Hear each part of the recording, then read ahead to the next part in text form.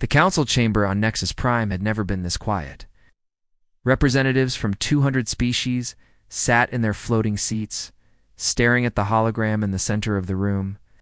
Ambassador Velthor of the Draconian Empire stood beside the projection, his scales gray with stress instead of their usual proud crimson. The hologram showed massive warships descending through clouds. Earth's blue oceans and green continents spread below them like a painting. 300 ships. The largest fleet the Draconian Empire had sent in 500 years. Fleet Commander. Raxel's voice echoed through the chamber, confident and strong. Beginning planetfall, humans will submit within 3 rotations. These primitives cannot hope to resist the might of the Draconian Empire. Then the transmission ended, just static. White noise filling the silent chamber. That was 6 weeks ago. Since then, nothing. No signals. No messages. No survivors. 300 warships carrying 40 million Draconian soldiers had simply vanished. The most powerful military force in known space gone without a trace. Council must understand, Velthor said, his voice shaking slightly. We have searched. We have sent probe after probe. The Sol system shows no debris fields. There's no radiation signatures from weapons. No signs of battle whatsoever. Our fleet simply stopped existing. Council Speaker Thonrak leaned forward, his 6 eyes narrowing. What do the humans say happened? They refused to discuss it, Velthor replied. They sent only one representative to answer our questions. The doors at the far end of the chamber opened. Every head turned to watch a single human walk in. He wore a simple gray uniform with no decorations. His face was young, maybe 30 cycles by human standards, with dark hair and darker eyes. He walked slowly, his hands clasped behind his back. Looking almost bored, Captain Taman, Han stopped at the center platform and looked up at the council. He did not bow. He did not show any sign of fear or respect. He simply stood there, waiting. Captain Han Thonrak began. The Galactic Council demands to know what happened to the Draconian fleet. 40 million soldiers cannot simply disappear. Timon tilted his head slightly. They landed on our world. They made demands. We told them to leave. They refused. They're no longer a concern. The chamber erupted. Voices from hundreds of species overlapped, some angry, some frightened, all confused. Thonrak raised his primary manipulator for silence. You claim Earth destroyed the entire Draconian Armada. Did not say we destroyed them, Tommen replied calmly. I said they are no longer a concern. Where are they?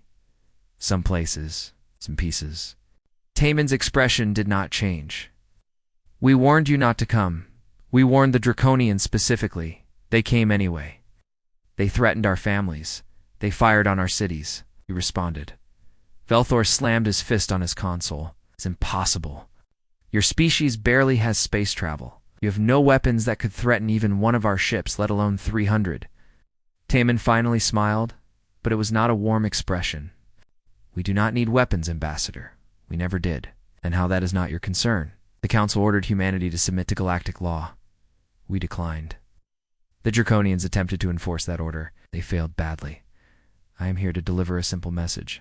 Taman looked around at every species present. Leave Earth alone. Leave our system alone. Do not send more fleets. Do not send investigators. Do not approach our borders. This is not a request. The Velkari representative, a floating being of pure energy, spoke in a voice like wind chimes. You threaten the entire Galactic Council? I warned the Galactic Council, Taman corrected. There is a difference. Threats imply you have a choice in the outcome. You do. Stay away, and we will remain peaceful neighbors. Send more fleets. He paused, letting the silence stretch. Well, ask the Draconians how that worked out. Oh, wait, you cannot. None of them came back. Thonrak's scales shifted through several colors, a sign of deep agitation in his species. The Council will investigate this matter. We will send science vessels to observe your world from a safe distance. You cannot deny us this. I can deny you anything, Taman said softly, but I will not. Send your scientists. Let them look. Let them scan. Let them search for your precious Draconian fleet. Perhaps they will find something useful. Perhaps they will learn why we gave you that warning. He turned to leave, then stopped. One more thing. The Draconians believed they were the galaxy's greatest warriors. They had conquered 847 worlds. They bred for war, trained for war, lived for war. They were very, very good at it. He looked back over his shoulder, and for just a moment, something ancient flickered in his eyes. Something that made every being in that chamber feel suddenly very small and very afraid. They were not good enough. Taman walked out. The doors closed behind him. For a long moment, nobody spoke. Finally, the Transcended One, eldest member of the council, broke the silence. Its voice echoed directly in every mind present. I have lived for 7,000 years.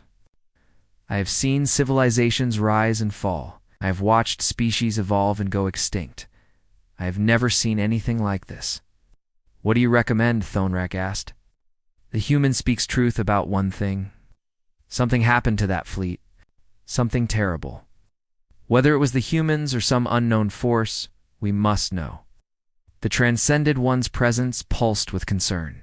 Send the science vessel. Send observers. Send no weapons. Send no warriors. If the humans did this, we do not want to provoke them further. And if they did not? Velthar asked. If some other force destroyed our fleet, then, the Transcended One said quietly, we may have a much larger problem than one defiant species. The council voted. The decision was unanimous. They would investigate. They would observe. They would learn what happened to the Draconian Armada. They would ignore Earth's warning. It was a mistake. They would come to regret. 3 months passed since Captain Taman's appearance at the council. In that time, 6 different species celebrated the Draconian defeat in their own ways. Street parties, religious ceremonies, public holidays. The Draconian Empire had been a shadow over the galaxy for 3,000 years. Now that shadow seemed to be lifting, but other species worried. If the Draconians could be defeated so completely, what did that mean for everyone else? The Galactic Council convened again when Dr. Hedgen Park requested an emergency session. She appeared on the hologram feed from Earth, standing in what looked like a simple office. Behind her, windows showed a city skyline under a blue sky. Everything looked normal, peaceful, boring. Members of the council, Hyjin began. I am Earth's chief xenobiologist. I study alien species. I understand how you think, how you work, how you make decisions. So I know you plan to send ships to our system to investigate what happened to the Draconians? Thonrak shifted in his seat. They had not announced those plans yet. I am here to tell you clearly, in words everyone can understand. Do not come to Earth. Do not send ships to our system. Do not approach our borders. This is your only warning. We will not give another. Dr. Park, Thonrak said carefully. Surely you understand our position. An entire fleet vanished. The council must investigate. No, Hyjin said simply. You must not. What happened to the Draconians was their own fault. They were warned. They came anyway. They paid the price. Learned from their mistake. Is that a threat? Hyjin smiled sadly. No, council speaker. It is advice. Good advice. Free advice. Take it. The transmission ended. The council voted anyway. They would send a science vessel. Just one ship. No weapons. Just observers and scanners. They chose the Luminous Dawn, a research ship with a crew of 40 scientists from 12 different species. Captain Extor, a Velkari explorer known for peaceful first contacts, would lead the mission. The Luminous Dawn reached the edge of the Sol system 2 weeks later. They began scanning immediately, staying far from Earth itself. Their instruments were the best in the galaxy, able to detect energy signatures from light years away. What they found made no sense. Captain, the sensor officer called out, I am detecting debris. Lots of debris. In orbit around the third planet, Xtor floated closer to the display. Draconian? Yes, sir, but ... The officer's voice trailed off. It is strange. Very strange. The debris field formed a perfect sphere around Earth, not scattered like from an explosion, not clustered like from a battle, perfectly distributed, as if someone had carefully placed each piece at an exact distance from the planet. They scanned closer. The debris was not ship parts. It was biological. Pieces of Draconian soldiers. Armor fragments. Weapon parts. Body parts. All frozen, all dead, all scattered in mathematical precision around the planet.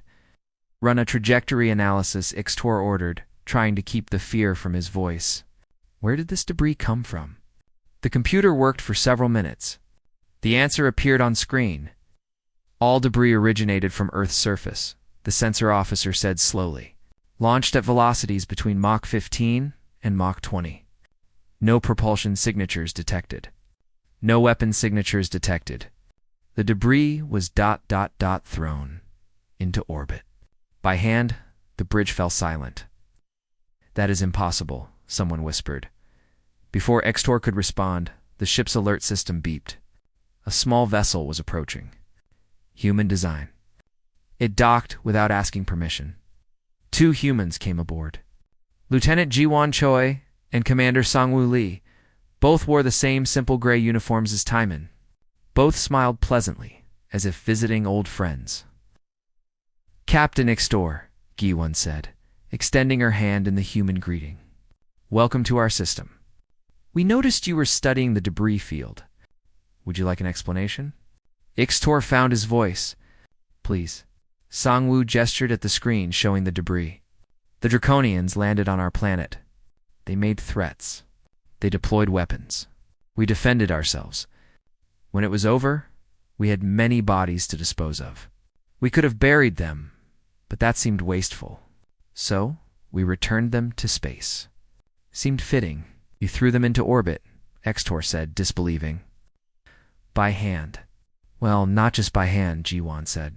We used some momentum. Some rotation. Basic physics, really. Nothing about this is basic, the Valkyrie captain replied. The force required to launch organic matter to orbital velocity would destroy the object itself. The heat from atmospheric friction alone would be a problem for normal materials, Sangwoo interrupted. Yes, we are aware. A horrible understanding began to dawn on Ixtor. You're saying, your people are not normal materials. Jiwan and Sangwoo looked at each other and laughed. It was not a cruel laugh. More like hearing a child ask an obvious question. Captain, G? One said gently. Did you think we used weapons on the Draconians? Did you think we built some secret technology? Before Ixtor could answer, alarms blared throughout the ship. A Draconian merchant vessel had detected the human presence and, filled with rage over his species' loss, launched himself at G1 with a roar. He was a warrior breed, nearly 3 meters tall, with claws that could cut through steel. G-1 did not even look at him. She simply moved her hand. The Draconian crashed into the wall. Medical scanners later showed 17 separate fractures in his attacking arm. From a single deflection, G1 had barely touched him. She looked at the Draconian lying on the floor, her expression sympathetic. I am sorry. That must hurt. Would you like medical attention? The Draconian stared at her with pure terror. Sangwoo helped the wounded alien to his feet. This is why we warned you. This is why we asked you not to come. You are not ready to understand what we are. What are you? Ixtor whispered. Human, Sangwoo said simply. Just human. The Draconians learned what that means. We hoped you would take their lessons seriously. He looked around at all the alien scientists staring at him and G1. We processed 40 million Draconian soldiers in less than 3 days. We did not use guns. We did not use bombs. We did not use anything except ourselves. Do you understand now? Do you see why we asked you to stay away? G1 added softly. We are trying to be peaceful. We are trying to be good neighbors. But you keep pushing. You keep sending ships. You keep demanding answers. There are answers you do not want. The 2 humans left. The luminous dawn completed its mission and returned to Nexus Prime. Captain, Score's report sent shockwaves through the galaxy. The humans had not lied. They had not exaggerated. They were the weapon. They had always been the weapon. And the galaxy had just poked them twice. The Draconian Empire was dying. Not from external threats, but from internal collapse. When 40 million soldiers vanished, They left behind families, friends, and unanswered questions. The military structure that had held their civilization together for millennia began to crack. A radical faction formed. Calling themselves the Bloodclaws, they refused to accept defeat. They refused to believe humans could be responsible. They demanded proof. They demanded revenge. General Crathver led them. He was old, even by Draconian standards, over 200 cycles. He had conquered 20 worlds personally. He had never retreated. He had never lost. The idea that humans, primitive humans, had defeated the Empire's finest was an insult he could not bear. Against all council orders, he gathered 2 destroyer ships and 5,000 soldiers. Veterans, the best fighters from the remaining fleets. They armed themselves with plasma weapons, neurotoxins, and planet crackers. They would get answers, or they would burn Earth to ash. The council discovered the plan too late. By the time they sent messages to stop him, Crathver had already entered the Sol system. He broadcast his intentions across every channel, making sure the entire galaxy could watch. Humans of Earth, his voice boomed through space. We are landing in your settlement called Sol. You will answer for what you did to our people. You will answer with blood. We arrive in 1 hour. Prepare yourselves. On Earth, the city of Sol continued its normal day. Children went to school. Adults went to work. The streets bustled with traffic and people. Nobody seemed worried. Nobody ran. Nobody screamed. The Draconian ships descended through the atmosphere, landing in a park near the city center. 5,000 soldiers in full battle armor marched out, weapons ready. Their helmet cameras broadcast everything back to their command ship, which relayed the feed across the galaxy. Billions of beings watched. The streets were empty now. Not panicked empty, just ... empty. Buildings stood silent. Cars sat parked neatly along roads. Everything looked normal, except there were no people. Then they appeared. Humans, walking calmly from buildings, from alleys, from shops. Hundreds at first, then thousands. They wore normal clothes. Business suits. Casual wear. One woman had an apron on, as if she had just left cooking dinner. They carried nothing. No weapons. No armor. No fear, General Crathver sneered. You dare face us unarmed? You are fools. A man stepped forward from the human crowd. He looked ordinary. Average height for a human. Dark hair starting to gray. Glasses. He wore a teacher's jacket with chalk dust on the sleeves. My name is Hyansu Kim, the man said in perfect Draconian. I teach history at the school 3 blocks from here. I have students from 12 different countries in my class. Good kids. Smart kids. You landed near my school? That was unwise. Where are your warriors? Crathver demanded. Where are your weapons? Hyansu smiled sadly. You are looking at them, General? We asked you not to come. We begged you. Please, even now, return to your ships and leave. Nobody else has to die. The only deaths today will be human, Crathver roared. He signaled his soldiers. Attack. 3 Draconian shock troopers charged at Hyansu. They moved fast, faster than Earth's predators, their armor enhancing already impressive natural speed. Their claws extended, coated in poison. Their plasma rifles charged. Hyansu sighed. He looked disappointed, like a teacher watching students fail an easy test. What happened next? The galaxy would never forget Hyansu moved. Not fast by his standards. Fast by Draconian standards. To the watching galaxy, he seemed to teleport. One moment he stood still. The next, he was behind the 3 troopers. They collapsed. Their armor, designed to withstand plasma fire and explosions, crumpled like paper. The metal bent inward, crushing the soldiers inside. Hyansu had not used a weapon. He had used his hands. The other humans moved. All of them. All at once, the battle, if it could be called that, lasted 42 minutes. The Draconian soldiers fought with everything they had. They fired plasma weapons that could melt steel. They deployed neurotoxins that could kill most species instantly. They used tactics perfected over 3,000 years of conquest. Nothing worked. The humans walked through plasma fire. The heat that should have vaporized flesh barely left marks. When toxins touched their skin, they simply brushed it off, their bodies processing and neutralizing compounds that had no right to be survivable. But the worst part was not their durability. It was their efficiency.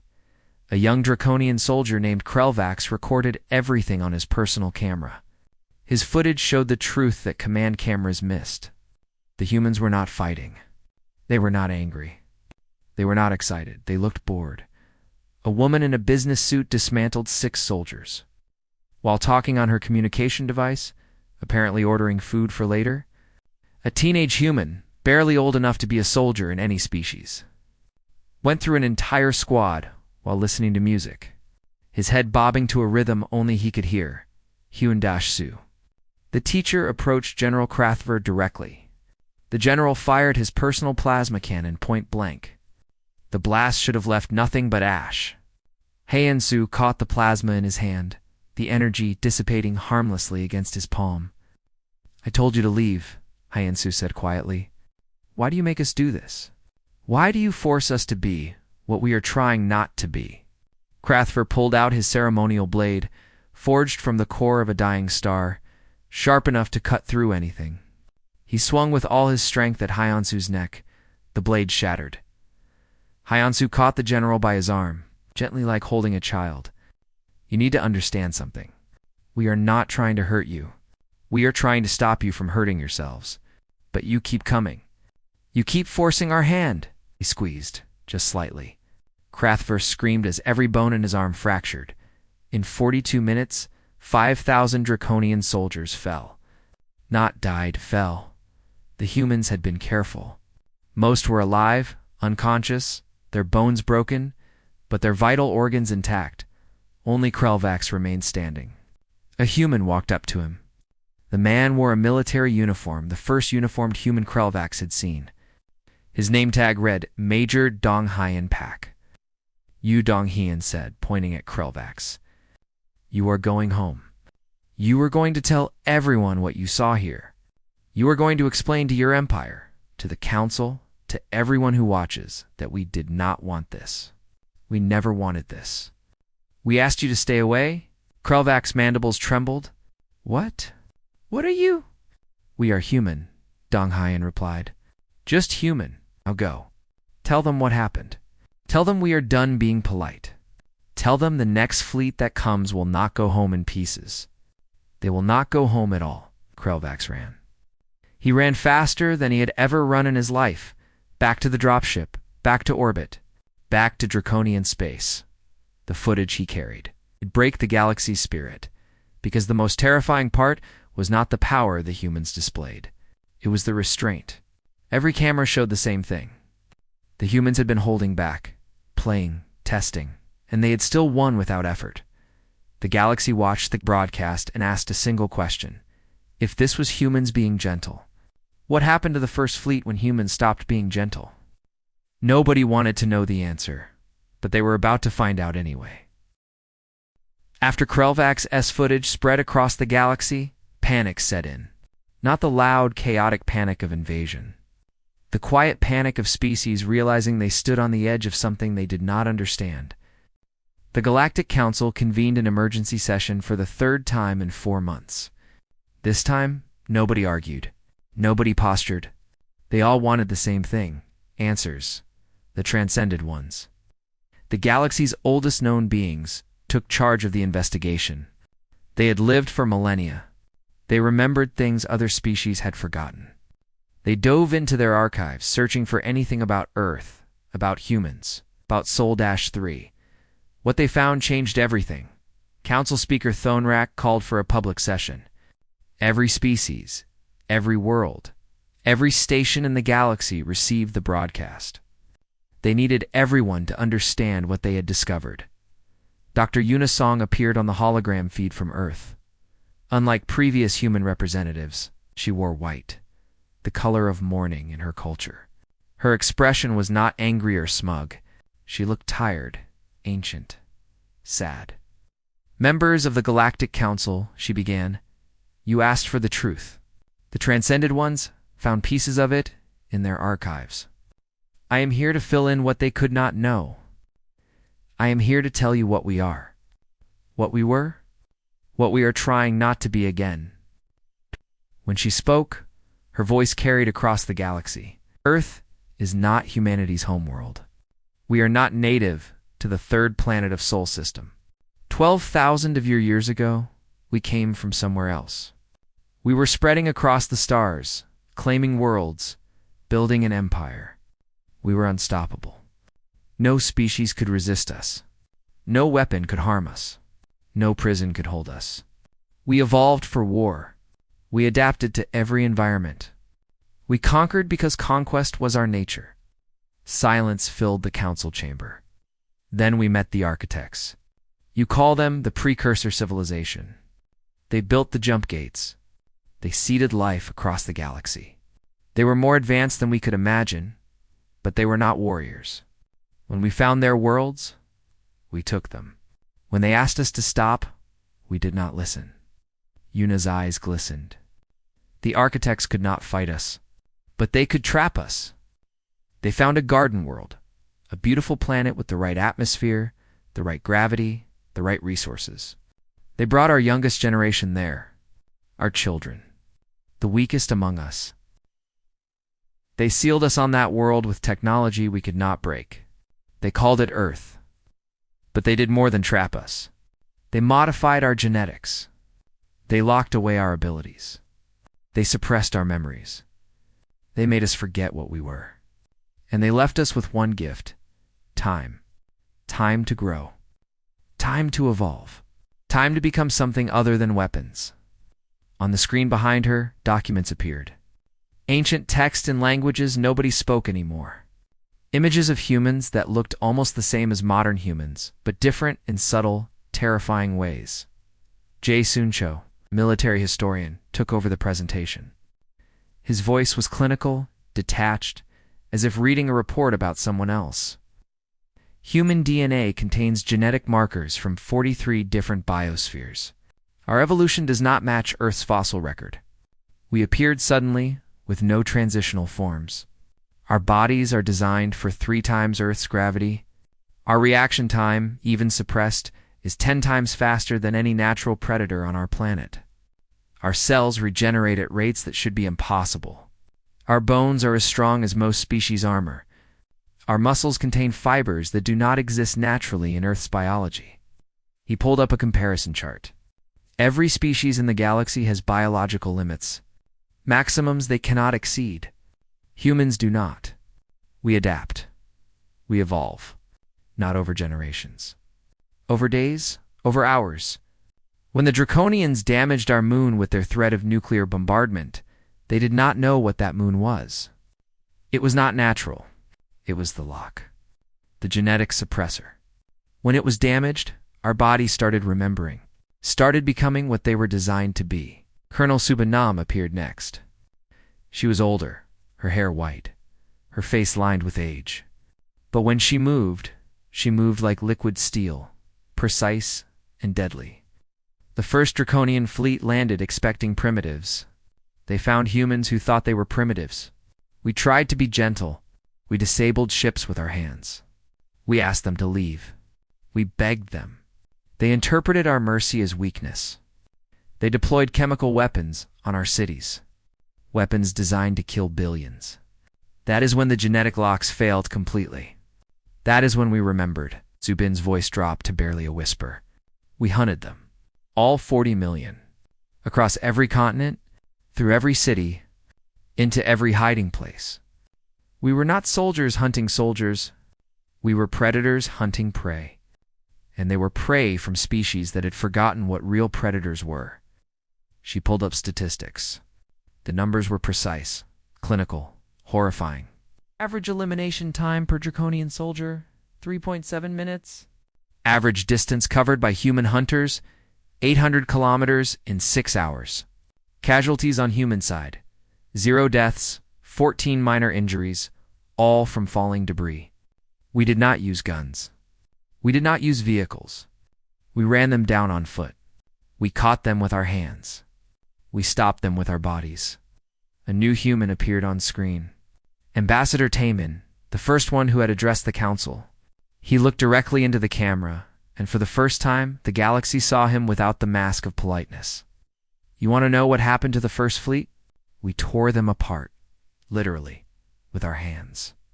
Their armor could not stop us. Their weapons could not hurt us. Their tactics meant nothing. We were designed to do this, built for this, evolve for this. For 12,000 years, we forgot. The Draconians made us remember. He leaned forward. But here's what you need to understand. What you need to tell every species in this galaxy, we remember what we were. We remember the worlds we destroyed, the civilizations we ended, the species we drove to extinction. We carry that weight, that guilt, that shame. Every human child learns about our past, about what we are capable of, about what we must never become again. The architects did not seal us away as punishment. They sealed us away as hope. Hope that, given time, given a chance to grow without war, we could evolve past our nature. For 12,000 years, we built culture. We created art. We wrote philosophy. We learned to choose peace. Every day, we choose it. Against our instincts, against our nature, against what our bodies want us to do. Taman's voice hardened. But you keep testing us. You keep pushing. You keep sending fleets to our world, demanding we submit, threatening our families. You are forcing us to choose between what we are trying to be and what we were designed to be. We do not want to make that choice. Please stop making us make that choice. The transmission ended. The council chamber sat in stunned silence.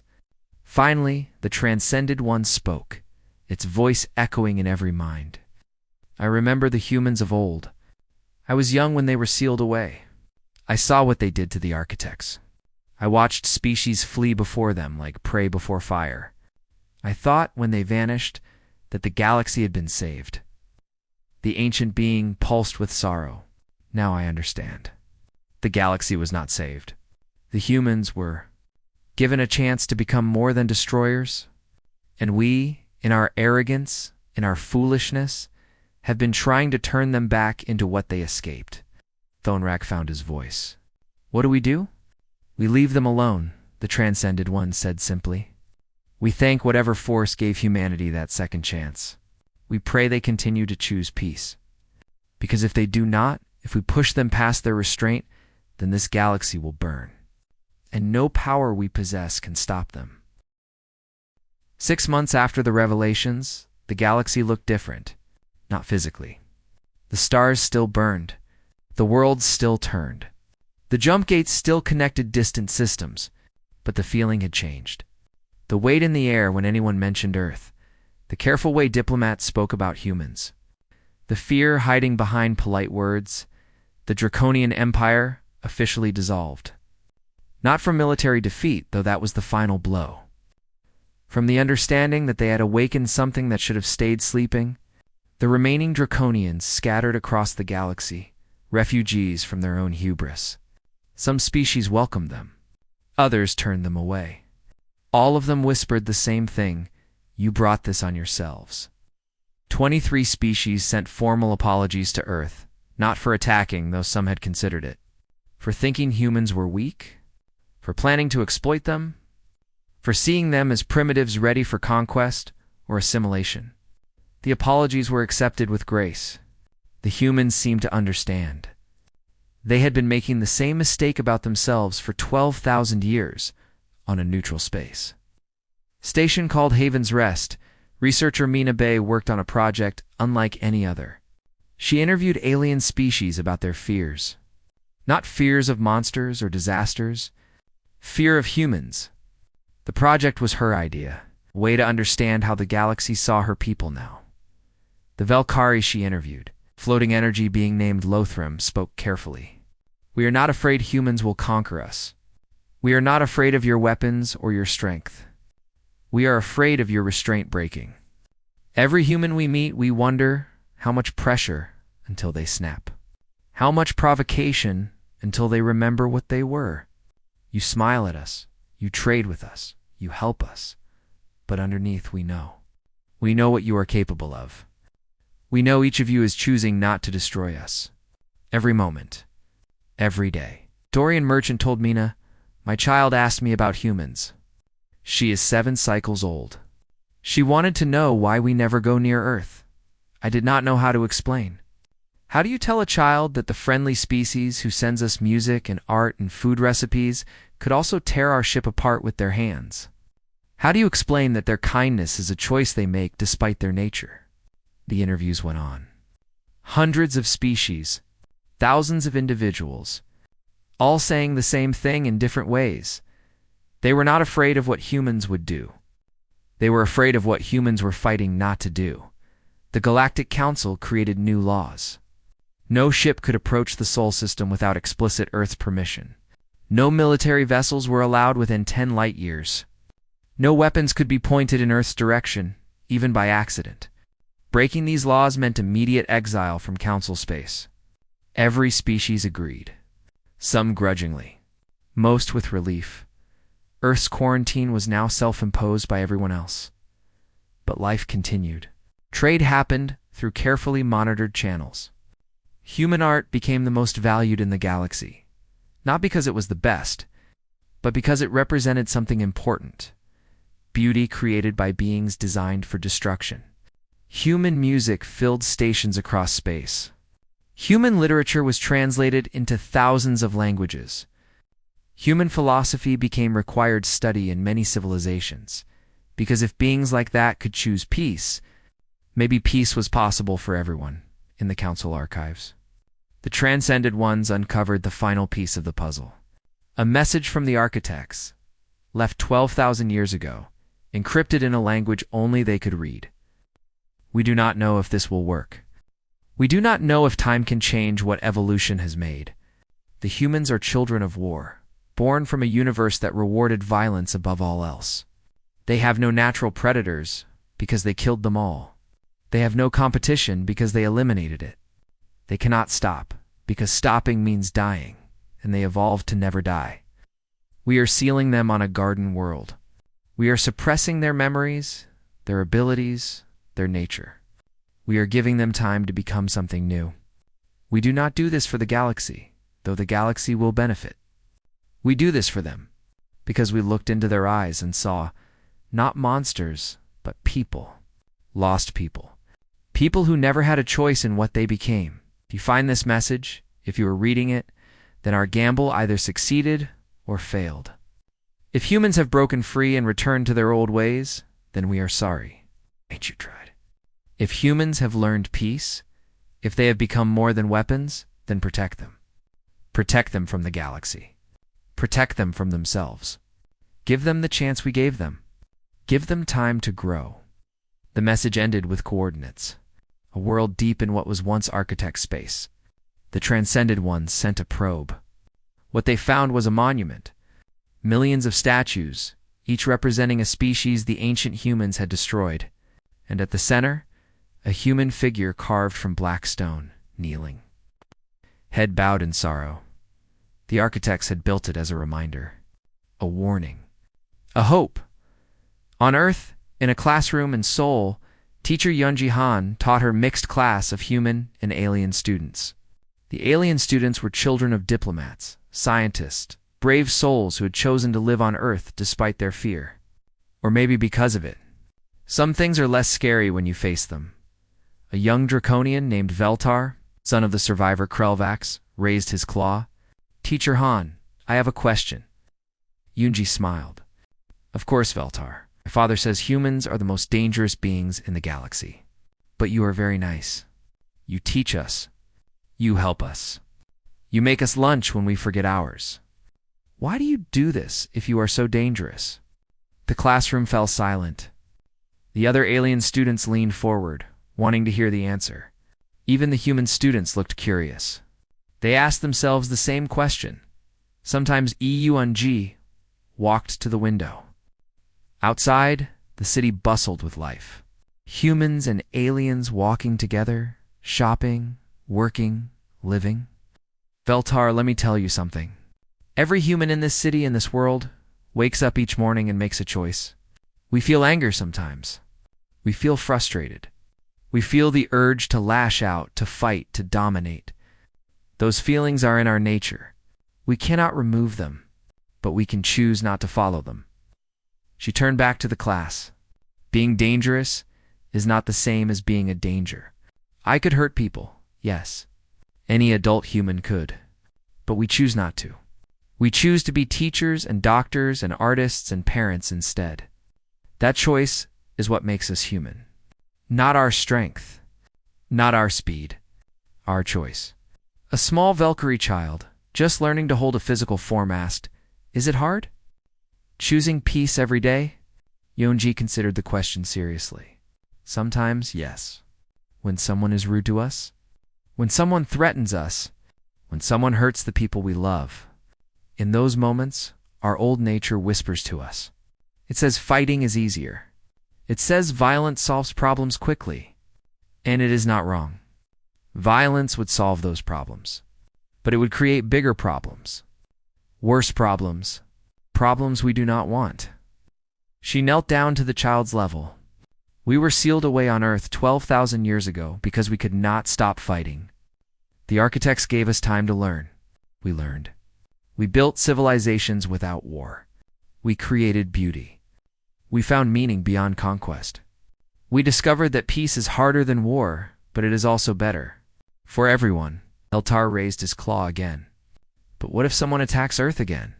What if they do not learn like we did? The classroom temperature seemed to drop slightly. Every student felt it. The subtle shift in Yunji's presence. Just for a moment, they saw what she was under the gentle teacher exterior. Then it passed, and she smiled again. Then we will defend ourselves, Veltar. We will protect our home. But we will try very hard to use only enough force to stop the threat. No more, never more. Because once we start, once we truly start, it is very hard to stop. And we remember what happens when we do not stop. She stood and clapped her hands. But that is a worry for adults. You are children. Your job is to learn and grow and play and make friends. Human and alien, Draconian and Valkyrie and Thorian and all the others. You are the future we fought to create. The future the architects hoped we could build. Never forget, being powerful means you have the responsibility to be kind. The lesson continued. Math and science and history. At lunch, the children played together, human and alien, their laughter echoing through the schoolyard.